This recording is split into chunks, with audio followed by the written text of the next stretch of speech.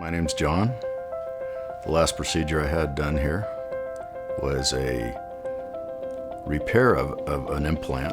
When I first met John, he came in complaining of just kind of a hole in one of his crowns that had an implant on it, and he complained that his bite was just kind of irritating him a little bit, and his bite was just a little bit off. When I looked in there, I could see that the filling covering the implant was just kind of deteriorating and breaking down, and I checked his bite real quick, and I could see his bite was off. That was just causing a little bit of irritations. When they adjusted my bite at the endodontist, it's kind of difficult, and they probably took a little more than they needed to in one spot.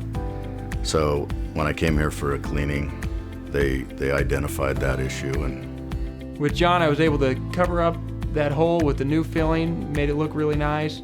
And right after that, we adjusted his bite, and he was so complimentary because, as anybody knows whose bite's a little bit off, sometimes just the smallest something can just throw you off. And with him, it made a big difference and made him feel a lot better and just gave him a lot of comfort. when I had the procedure done, not only was it efficient and somewhat straightforward, but the bite adjustment was like totally dialed in within a minute or two. I think he looked once, made an adjustment, I tried it, and I've been good ever since. I haven't had this nagging, I got to get back there and have it adjusted. Your teeth are working when you don't think about them. You know they're working well. There's a lot of things in life like that, your shoes and et cetera, but Dr. Hagood gave me that experience where I was no longer preoccupied with my teeth. It was like he saw what needed to be done, he fixed it, and I just went on living. I don't think about which side I chew on or anything.